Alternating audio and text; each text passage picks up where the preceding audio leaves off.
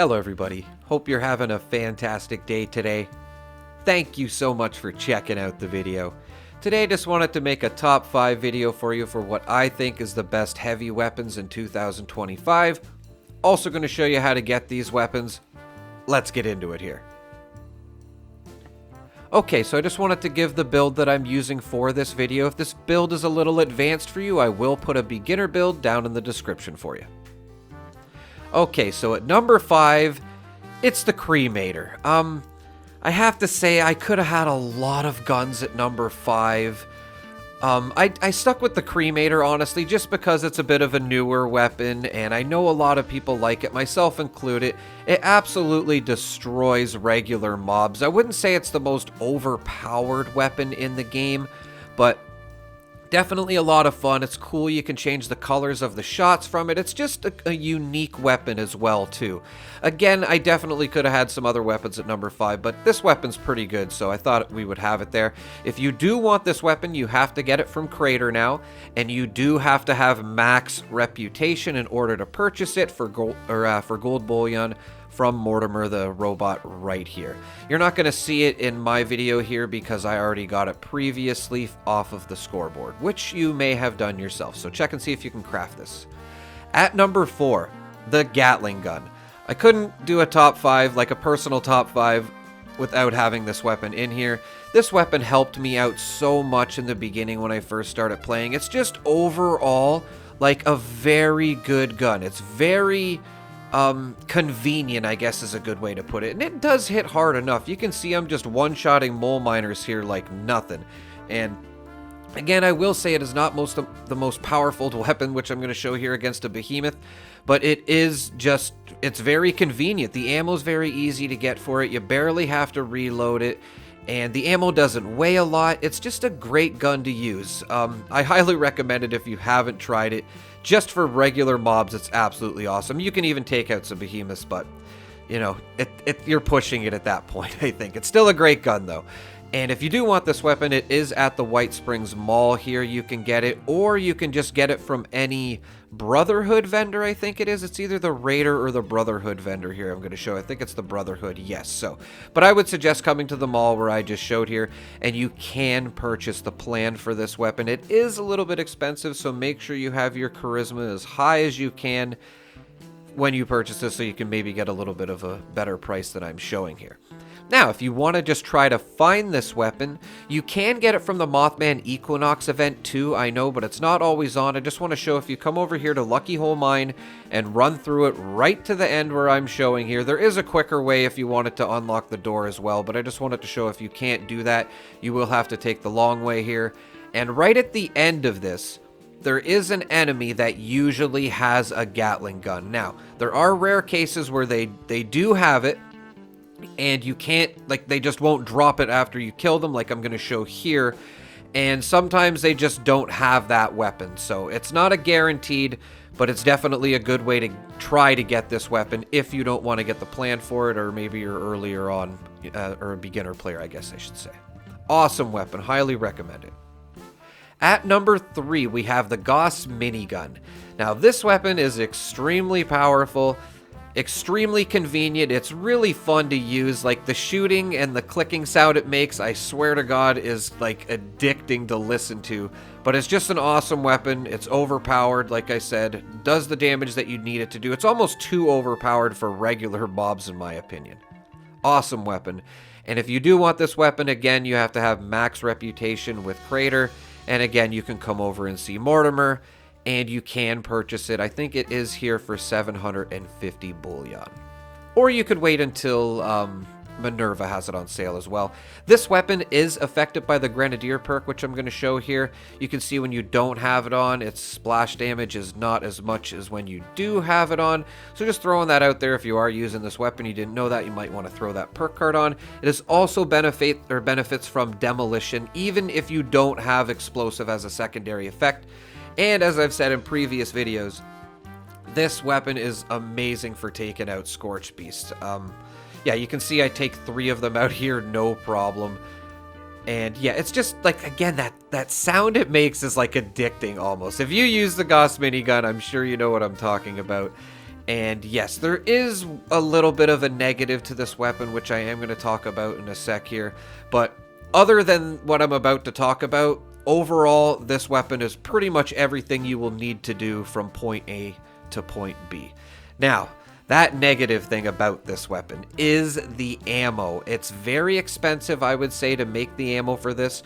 Like, I wouldn't say, you know, it's expensive to make, but for the fact that it shoots so much of it as well. You're going to run through ammo like crazy, and you're constantly going to be making it. So, probably the worst thing about this weapon, I really did want to mention this before you start using it, but like I said previous, it is very good. It'll do everything you need it to do, including taking out any boss enemies that you can think of. Awesome weapon. At number 2, we have the Holy Fire. Now, I would say this is maybe my favorite gun as of recently. I just can't help but use this weapon. It's just awesome. I don't know what to say. It's just so satisfying going up to anything, shooting that flamer, and just absolutely destroying it. It's almost like a shotgun, kind of, right? Because you only have so much range with it. I don't know. It's just extremely satisfying. If you do want this weapon, you can get it from doing the Beast of Burden event. It does happen over here. You have to kill cultists. Just keep in mind there is a rare chance that you will get it after defeating the Agua. It's not a guaranteed chance.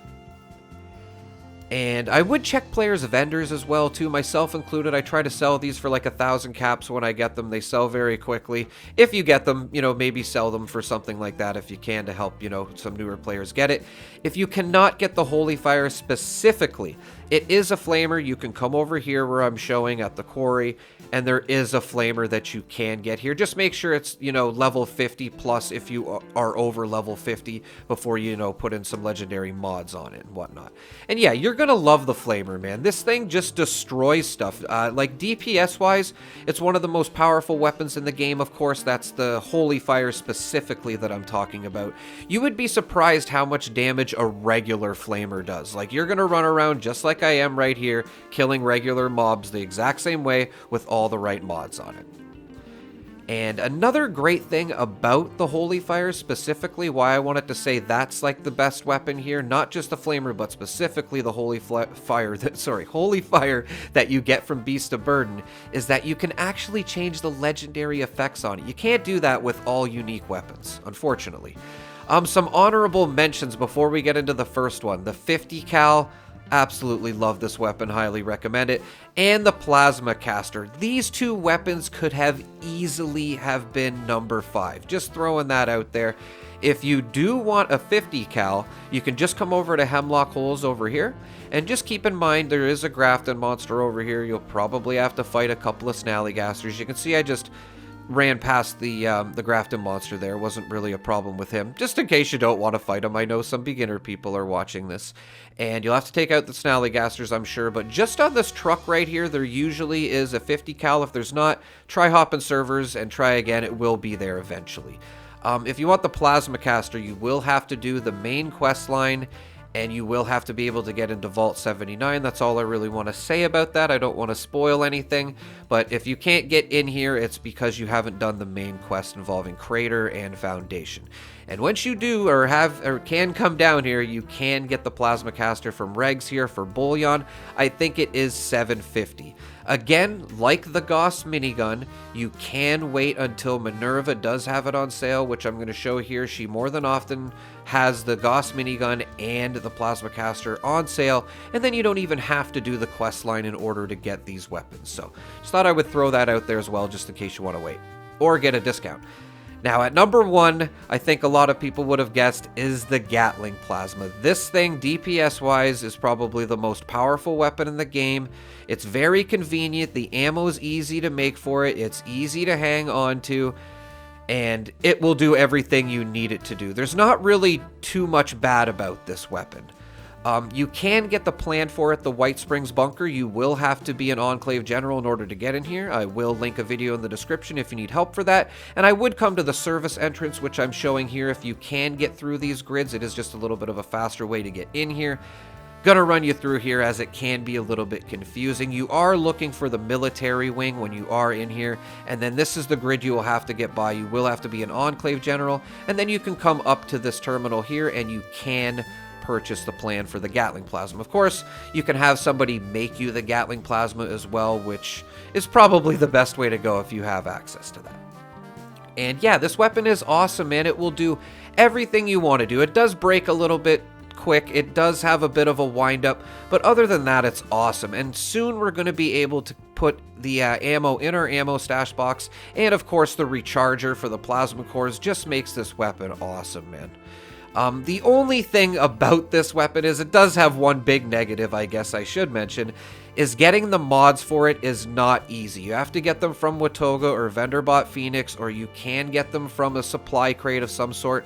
I will link a video, I'll link a couple videos in the description explaining how to get these mods a little bit easier and basically everything you need to do. These are the best mods for the Gatling Plasma, and they were at it recently and they do make a heck of a difference on the weapon, so you'll definitely want those. But yeah, #1 Gatling Plasma, everybody. Let me know in the comments what your #1 is, or just a top 5. I would love to see them in the comments. And as always, thank you for taking the time to watch the video.